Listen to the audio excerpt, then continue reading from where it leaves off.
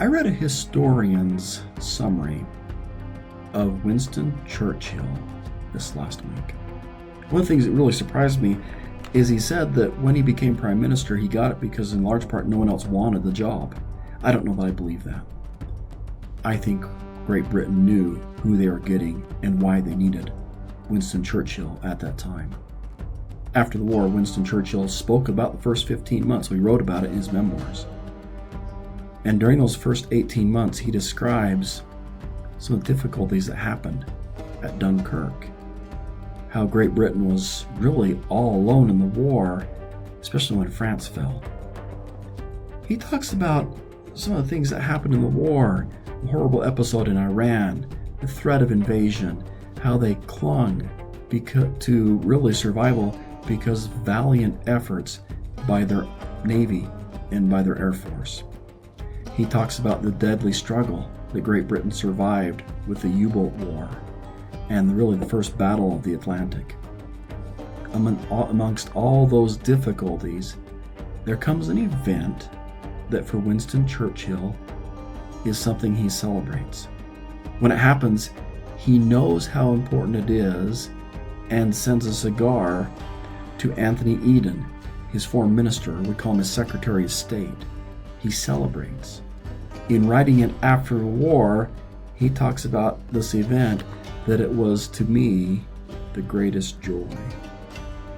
He says a little bit further that because of it, he knew then that he's on the winning side. So we'd won the war after all, he wrote. He concludes his thoughts, really, of his day, and says, I went to bed and slept the sleep of the saved and thankful. Now that event, for me, I'd always, probably because I'm from the United States, my history, the way I've read that, understood that event, very differently. For me, it's been a tragedy. For me, it plunges the United States into World War II. The event that Winston Churchill said was of the greatest joy to him was a surprise attack by Japanese forces on the United States at a place called Pearl Harbor. Now, those three quotes in context is this. Quote, no American will think it wrong of me if I proclaim to have the United States at our side. It was to me the greatest joy. I could not foretell the course of events. I do not pretend to have measured accurately the martial might of Japan. But now, this very moment, I knew the United States was in the war up to the neck and into the death. So he had won after all. Being saturated and satiated with emotion and sensation, I went to bed and slept the sleep of the saved and thankful. I thought about his feelings those first 18 months, maybe a little bit as I read the last few weeks, 2 Nephi 20, talking about the fall of Babylon. Sometimes in history, when it's thousands of years ago, we're not quite emotionally attached to those events. But if you lived in Babylon, you'd be quite emotionally attached to its fall. Chapter 21 talks about the potential fall of Israel, the scattering of Israel. And there's promises. You don't have to be like Babylon if you're in Jerusalem. You don't have to be like Israel and be scattered if you'll turn to the Lord. But there is kind of a commentary on these events that we have after the fact. Just like Winston Churchill, after World War II, makes this little commentary, not little, but commentary on the events leading up to the United States getting into the war. After quoting Isaiah 48 and 49, Nephi gives his comments. And I think there's a few parallels because he talks about, really, there's going to come a day when Israel is scattered. And after it's scattered, there's some things that are going to happen that I think to Nephi was a lot of joy that brought him hope and comfort. And he points them out to you. He's going to repeat some things to make sure that you know what's important to him. Because after the house of Israel scattered, Nephi writes, they're going to be nursed. They're going to be nursed back to strength and to health, spiritually, I think, and physically. They will be nourished. There will be a standard set up to them by the Gentiles. And we talked about that with that Isaiah's quote, but that standard is a rallying point, a place that people can go to and be strengthened. To rally around the standard prepares a people to fight a battle against evil in our day. He also speaks about there's going to be a marvelous work, or a marvelous work and a wonder, that God will have his covenant, he will keep his side, and he will establish it again in our day. Nephi further comments that after the house of Israel is scattered, God will make bare his arm and make some promises. Before you know his promises, that making bare the arm is very symbolic of, hey, I'm going to show you my strength. Now, if I had really strong arms, maybe I'd show them to you, but I don't. So you're not going to get that from me today. So think of your other person who has a massively overdeveloped upper body. Think of them making bare their arms and saying, I'm going to go to work for you. And God's promising he's going to.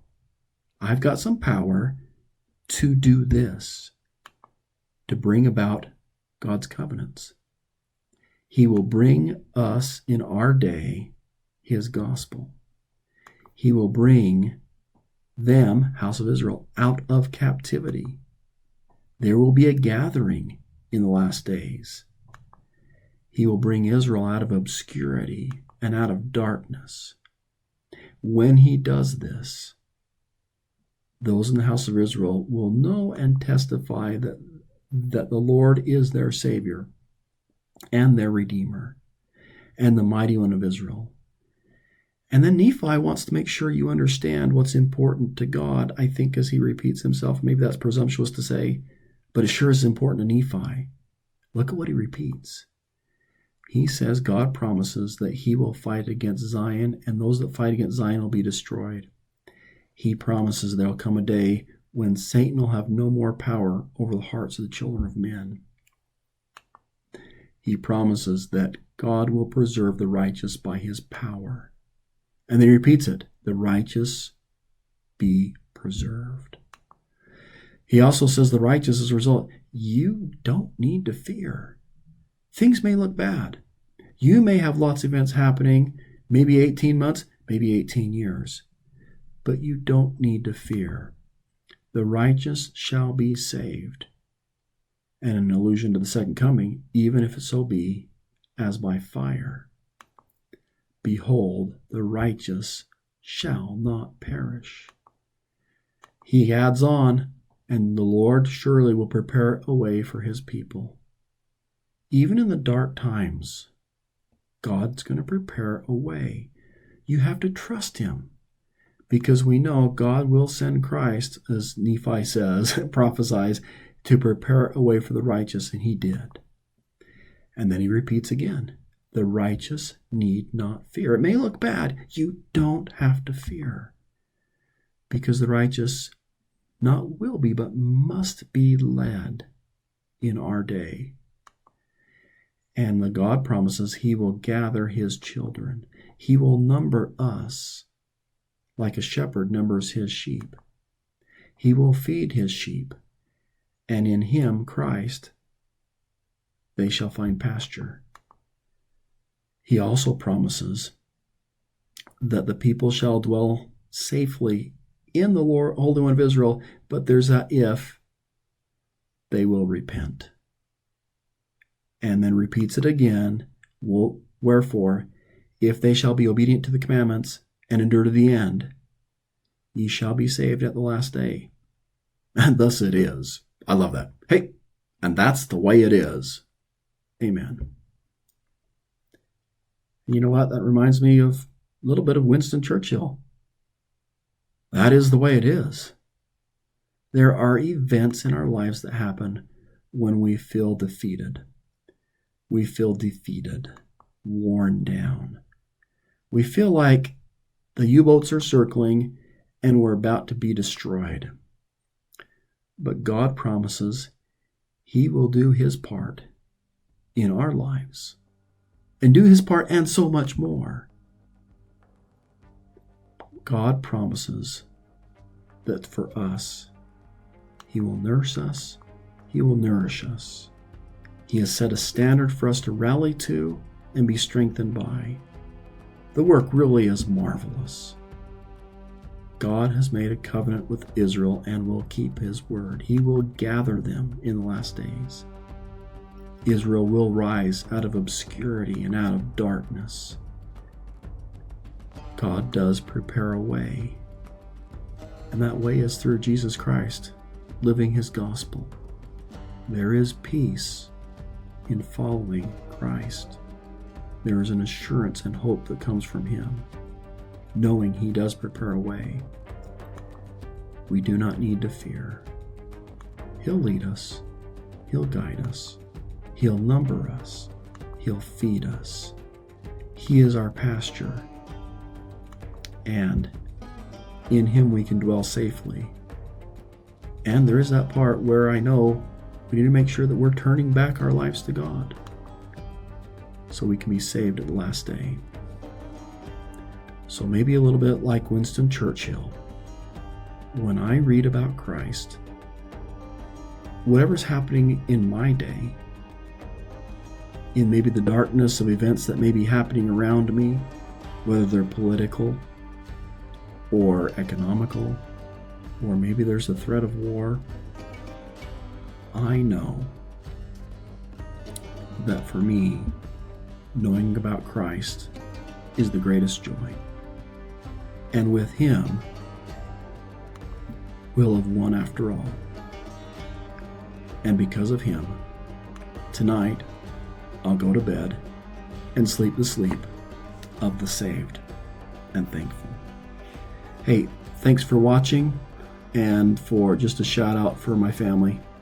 Thanks for being so patient with me, and thanks for watching this, and hope you have a great evening.